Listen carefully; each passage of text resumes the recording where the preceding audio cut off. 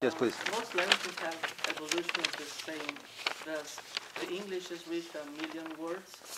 Something that same thing happens to Nahuatl to have new words. Over the years? Yes. Well, you know, when languages come into, when language groups come into contact with each other, they borrow words from each other.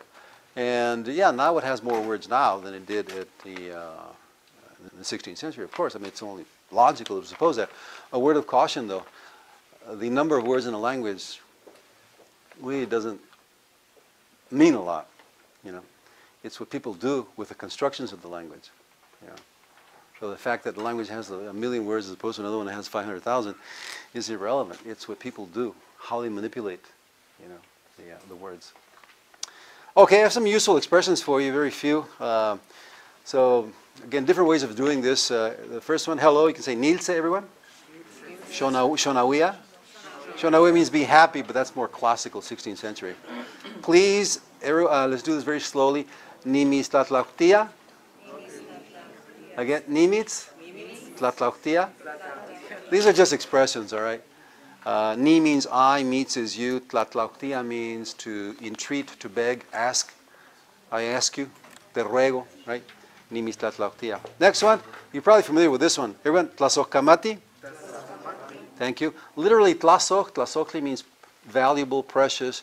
Kamati is to recognize something as valuable, right? I place value on this, in other words, thank you. Amitla, or you can say this simply amitla, right? Which is nothing. Moispancinco, that means, excuse me, when you're passing in front of someone. Literally, it means in front of your honorable face, right? The next one, Shinech tlapopolwi. Very slowly, Shinech tlapopolwi. Again, the XI is a command asking. Nech means me, tlapopolwi, excuse. Please excuse me. Right? Same thing as the one before? Oh, no. The first one is when you're passing in front of someone. Oh. You know, con su permiso. Right? And the other one is disculpe. It's forgive me. Right? Say that again? Oh, the first one is when you're passing in front of someone. Like in Spanish, con su permiso, right? But we say in English, we don't say with your permission in English. Excuse me, right? And the next one is forgive me, right? Sorry, excuse me. You step on someone's toe, that's what you say. Next one, quali, good. Quema, and ahmo. Now this one, good morning, is, some people criticize this, but I've heard it quite a bit. It's contemporary. Quali tlanesi, everyone? It's pretty much like Spanish, right? Buen amanecer, good morning. Right? The other one is a bit more Nahuatl, more difficult to pronounce too. Right? Everyone, kenin, otimo tlatwiltih. Again, otimo tlatwiltih. Otimo tlatwiltih. Es cómo amaneció usted, right? How did you dawn this morning? Okay. Kuali teotlak. Good afternoon. Kuali yowali. And then the next one is until tomorrow, not, it's misspelled, until. Ishkichka mosla. Mosla is tomorrow. I came across in 16th century documents some code switching. You know what that is? When you mix Spanish, right? Te veo tomorrow, right? O tengo un appointment mañana. Anyway, example of code switching, hasta mosla. Hasta mosla, until tomorrow, right? Hasta mosla.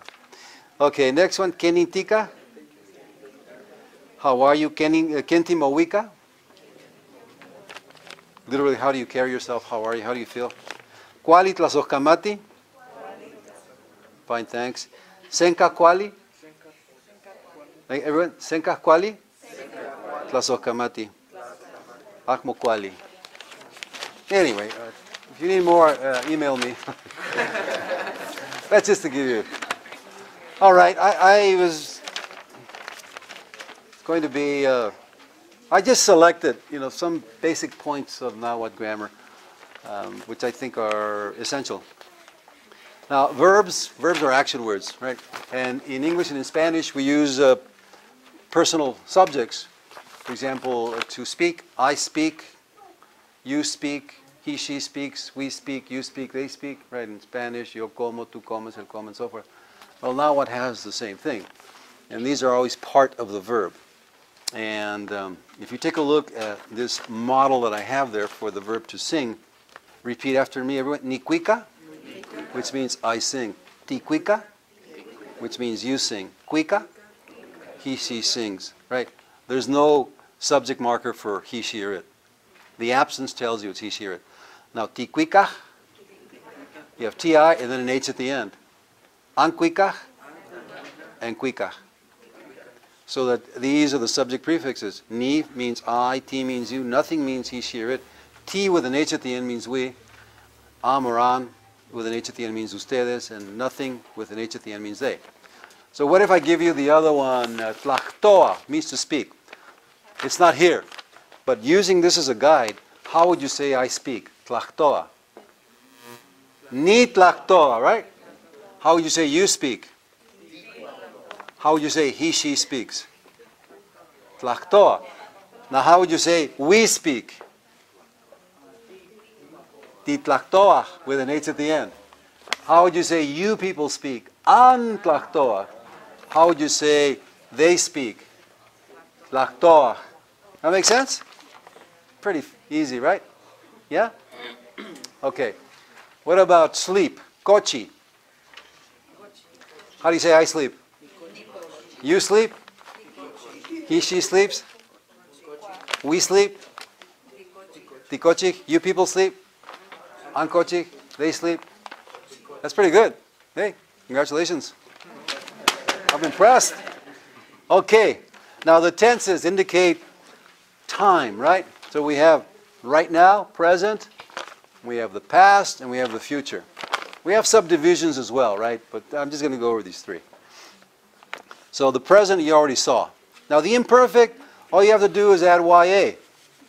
Think of the YA as a BA in Spanish. Por ejemplo, yo hablo, but yo hablaba. Right? Tú hablabas. Él, ella hablaba. Hablábamos, hablaban, hablaban. And in Nahuatl, just put the YA. So cantar, yo cantaba, tú cantabas, cantaba. Look at this. Nikwika is I sing. I used to sing would be nikwikaya. Everyone, nikwikaya? Nikwikaya. I used to sing. You used to sing tikwikaya. He, she used to sing kwikaya. All right, what about choka? Choka means to cry. How would you say, I used to cry? Nichokaya. You used to cry? Tichokaya. He, she used to cry? Chokaya. That makes sense? Okay, the future. The future uses a Z. So I will do it in the future. So everyone, ni quikas, ti quikas, you will sing. Quikas, he, she will sing. The other ones, you will sing, you people will sing, they will sing. Okay? The preterite tense is a simple past. For example, as opposed to hablaba, I used to speak, versus hablé, I spoke. Hablaba, hablé.